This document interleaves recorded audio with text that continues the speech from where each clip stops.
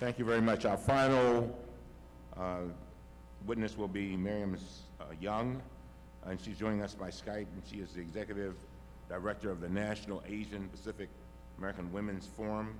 Ms. Yeung guides the country's only national multi-issue progressive organization dedicated to social justice and human rights for Asian Americans and Pacific Islander women and girls in the U.S.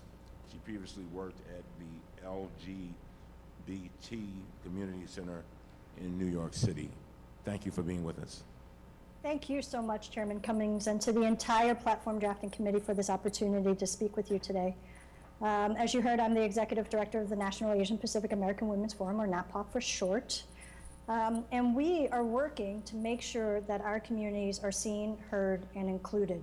I also want to note I'm the co-chair of the We Belong Together campaign, which brings together women of all stripes to fight for common sense immigration policy reform. Asian Americans and Pacific Islanders are the fastest growing racial group in the country, and today we number 21.8 million. We also know that 75% of immigrants to this country are women and children. All this to say that despite the stereotype of who an immigrant is and the long shadow cast by the first immigration law passed in our country, the Page Act of 1875, which, as you know, prohibited the entry of Asian women to the country by labeling all of us as prostitutes, despite all of this, you are looking at the new face of America, one that is increasingly Asian and increasingly woman. I myself came with my family from Hong Kong in 1977. AAPI women are the backbones of civic participation and engagement in our families. Polling shows that women, and mothers specifically, are the engines within families who drive the citizenship process, who make the healthcare decisions, and who drive the likelihood of voting in the household.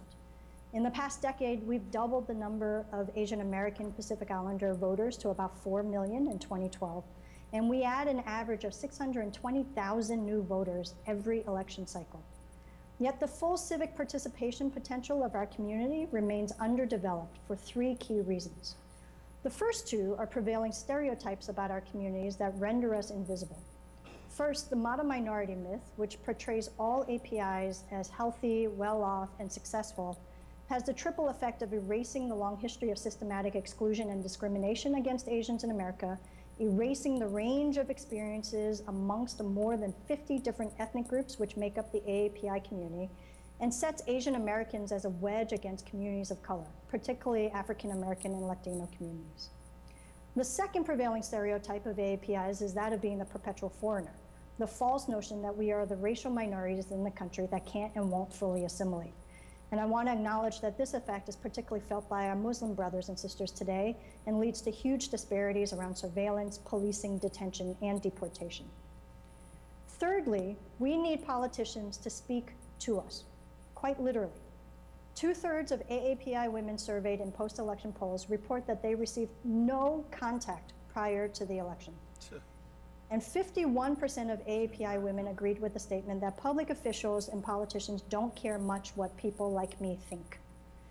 And this is why we need data disaggregation, outreach, and language access. We need a platform that reflects our hopes and dreams and that specifically names Asian American, Native Hawaiian, and Pacific Islander women. In 2016, we demand to be seen, heard, and included, not just implied. Because when we do, when you bring us to the table, what you see is that we support an active government which provides more services. When asked about budget priorities, we support more for education, healthcare, seniors, and the safety net for the poor. We are less likely to support increasing the budget for the military. We support tax increases on higher earners to reduce the federal deficit. Asian American Pacific Islander women also know that reproductive justice is central to our self-worth, self-determination, and success. 78% of us support a legal right to abortion, and 63% of AAPI millennials support Medicaid funding for abortion. We resist racist laws which seek to undermine our reproductive freedom, such as the sex and race selective abortion bans, a law which we are actually suing the state of Arizona over, along with the NAACP. 80% of AAPI support stronger gun restrictions. We support pay equity. And when in aggregate you look at our community, we're paid only 86 cents for every dollar a white man is paid. But when you look more closely in our community, we find, for example, that Vietnamese American women are paid only 61 cents, and that Burmese women only 53 cents, Bhutanese women only 38 cents. 1 out of 3 AAPI women workers make less than $15 an hour, and AAPI women are concentrated in low-wage jobs which do not provide sick days or paid family leave. The vast majority of Asian American Pacific Islanders women consider ourselves environmentalists, and we support strong environmental protections.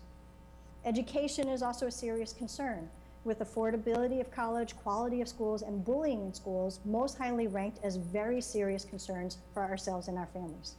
I also want to lift up that 70% of AAPI women support affirmative action. We support a pathway to citizenship for undocumented immigrants and family reunification as a priority. Visa backlogs take decades to process, and 40% of those waiting to be reunited with families are from Asian countries. Those are our families we are separated from. In summary, we know that Asian Americans and Pacific Islanders are quite progressive. Engaging and organizing our community is critical to securing equity and justice for all Americans. So please see us, talk to us, say our names, try to pronounce our names correctly, and include us in the platform. Thank you. Thank you very much. Thank you. Thank you.